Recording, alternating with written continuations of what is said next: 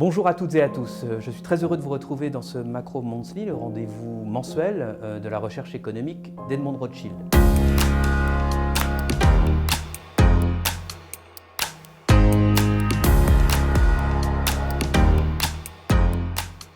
Comme chaque mois, nous allons évoquer les principaux aspects de l'actualité économique mondiale et je vais le faire avec Jean-Christophe Delphine, Emmanuel Maleki, qui sont tous les deux économistes chez Edmond Rothschild, mais que je vais recevoir séparément ce mois-ci pour cause de renforcement des règles sanitaires. Bonjour Manuel. Bonjour Jacques. Merci d'être là.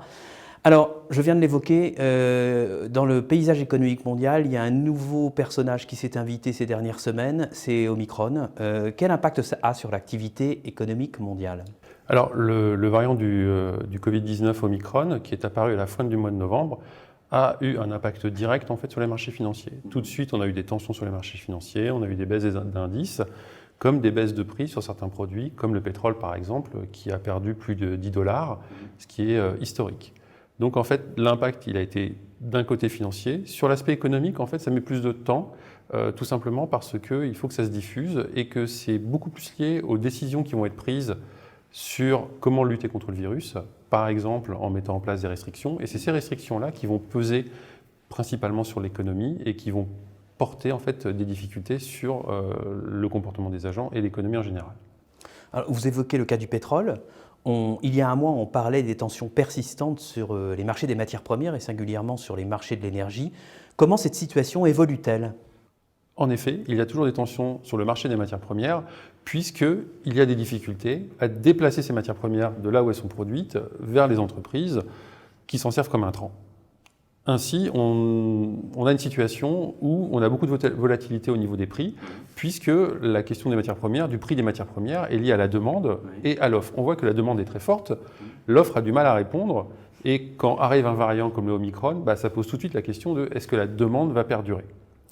Si on regarde plus précisément la question du prix de l'énergie, comme je vous disais, il y a ces distinctions sur le pétrole qui a subi un fort contre-coup avec l'apparition du variant, ce qui n'est pas le cas par exemple sur le gaz européen, qui lui en fait est retourné vers des niveaux historiquement élevés, liés à l'entrée dans l'hiver, à la baisse des températures, donc à une consommation plus importante par les ménages pour se chauffer, et aussi à des tensions géopolitiques qu'on peut observer entre la Russie d'un côté, les États-Unis et l'Europe de l'autre, et toutes les histoires qui sont liées au gazoduc Nord Stream 2. Alors, phénomène nouveau aussi dans l'actualité économique, en tout cas dont on parle beaucoup, c'est l'inflation. On en parle depuis des mois, depuis des années, on annonce son retour. Mais là, il semblerait qu'il y ait bien des tensions inflationnistes aux États-Unis. Quelle est votre analyse sur ce sujet important ? Il y a des tensions inflationnistes aux États-Unis. Les derniers chiffres le montrent. L'inflation aux États-Unis au mois de novembre est de 6,8%. Ce qui est intéressant de noter, c'est qu'à la fois, c'est une inflation qu'on retrouve dans toute l'économie américaine, mais qui n'est pas complètement homogène. C'est-à-dire que si on distingue, par exemple, les biens et les services, on voit que le prix des biens a fortement augmenté. On est entre 8 et 9% en variation annuelle, alors qu'habituellement, avant la crise, on est entre 0 et 1%. Si on prend le prix des services, on est actuellement entre 3 et 4%, alors qu'on était plutôt entre 2 et 2,5%. Donc, une diffusion globale, mais des zones en fait hétérogènes entre biens et services.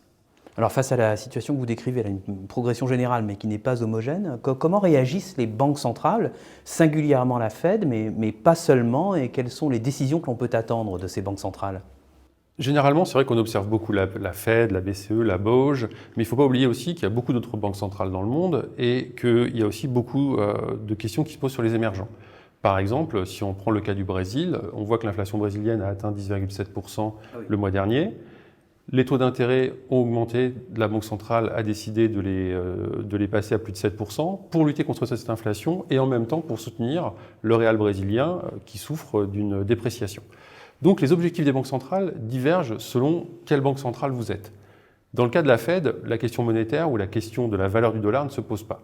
Donc elle se concentre principalement sur le marché de l'emploi, l'inflation et l'activité. Du côté du marché de l'emploi, on voit que l'emploi américain est dynamique, donc il n'y a pas vraiment de question par rapport à ça. Donc se pose la question de l'inflation et comment en fait la Fed va lutter contre cette inflation.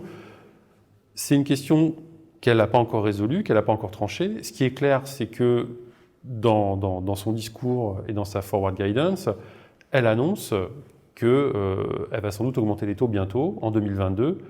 Ok, donc une attente prévisible de hausse des taux de la Fed et puis des approches différenciées des différentes banques centrales. Manuel, merci beaucoup pour ces éclairages extrêmement précieux et à très bientôt. Merci beaucoup Jacques.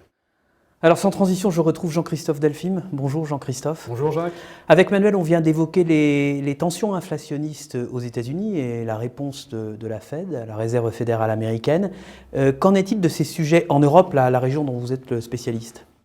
Alors, la question des pressions inflationnistes est également importante en Europe, notamment en zone euro. Au mois de novembre, on enregistrait 4,9% d'inflation, surtout conduite par les prix de l'énergie.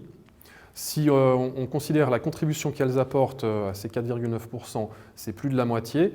On a également une contribution importante qui provient des prix des services, puisque sur un an, on a eu plus d'ouverture de ces activités. Les prix, eux, se sont aussi ajustés à la hausse et viennent entretenir d'autant plus l'inflation. Donc si on inclut ces deux sources, elles représentent 80% de cette mesure d'inflation. Énergie et services. Énergie et prix des services, exactement, représentent 80% du chiffre d'inflation que l'on observait au mois de novembre. On s'attend à ce qu'au mois de décembre, on ait encore une accélération de l'inflation sur l'ensemble de la zone euro.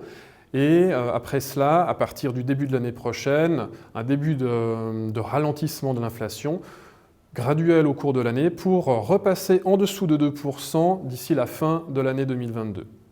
2%, c'est justement le seuil, la cible d'inflation de la Banque centrale européenne.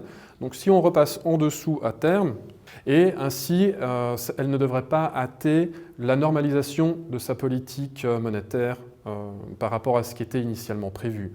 Notamment une fin du programme d'achat d'actifs spécifique mis en place pour lutter contre la pandémie, le PEPP, au 31 mars prochain.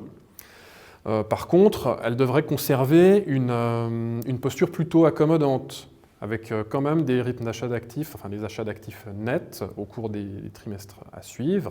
Et c'est important, pas de hausse de taux d'intérêt prévue sur notre horizon de prévision jusqu'à fin 2023. Alors on évoquait avec Manuel le fait que la Réserve fédérale américaine était très attentive à l'activité. Je pense que c'est une préoccupation qui est partagée par la BCE. On en est où de l'activité ? Et j'ai une question concernant les approvisionnements, parce qu'il y a un mois, on évoquait les tensions qui existaient sur les approvisionnements. Alors, activité et approvisionnement, comment les choses se présentent-elles ? Oui, effectivement, on constate avec les dernières données disponibles, en particulier pour la zone euro, qu'au quatrième trimestre 2021, par rapport au trimestre d'avant, on aurait encore eu une aggravation des contraintes d'approvisionnement. Notamment sur le secteur de l'automobile, qui est toujours le plus affecté. 87% des compagnies actives dans l'automobile en zone euro rapportent des perturbations, des problèmes pour s'approvisionner en équipements et en matériaux. Cela dit, on s'attend à ce qu'au cours des prochains mois, graduellement, et ça prendra du temps, on aura une normalisation, une amélioration par rapport à cet aspect des contraintes d'approvisionnement, ce qui viendra aider à soutenir un peu plus l'activité, surtout dans des pays très orientés sur les manufactures et notamment sur l'automobile. Ça devrait en particulier aider l'Allemagne, l'économie allemande, à se redresser un peu plus vite, sans doute à partir du deuxième trimestre 2022. Alors ça, c'est pour les contraintes d'approvisionnement. Manuel a évoqué le rebond du Covid, cette crise qui n'en finit pas de finir, j'ai envie de dire. Comment l'appréhendez-vous sur les marchés européens ? Alors on a vu tout au long du mois de novembre que différents États ont pris des mesures de plus en plus strictes pour lutter contre la progression de la pandémie. L'Autriche, les Pays-Bas, l'Allemagne. Et c'est ça qui a un impact sur l'économie, parce qu'il y a des restrictions. Exactement, ça va avoir un impact sur des activités sensibles, surtout des activités de service. On pense en particulier à la restauration ou autres activités associées. Donc évidemment, ça va se répercuter sur la dynamique d'activité mesurée au cours du dernier trimestre de l'année. On s'attend donc à un ralentissement assez marqué à ce moment-là pour l'Europe, la zone euro en particulier, par rapport au reste du monde, avant que cela ne réaccélère. Dans le même temps, on devrait avoir une dynamique d'activité assez robuste au niveau international, comme aux États-Unis, et aussi une réaccélération dans la région asiatique. Jean-Christophe, merci beaucoup pour ces éclairages précis et précieux. Des éclairages et des analyses que vous pouvez retrouver de façon plus complète et plus détaillée dans le Monthly Economic Chart Book. On se retrouve avec plaisir dans un mois. D'ici là, dans les circonstances que l'on connaît, prenez soin de vous. Je vous souhaite d'excellentes fêtes de fin d'année, un très bon Noël, une très bonne fin d'année et une très belle année 2022. À très bientôt.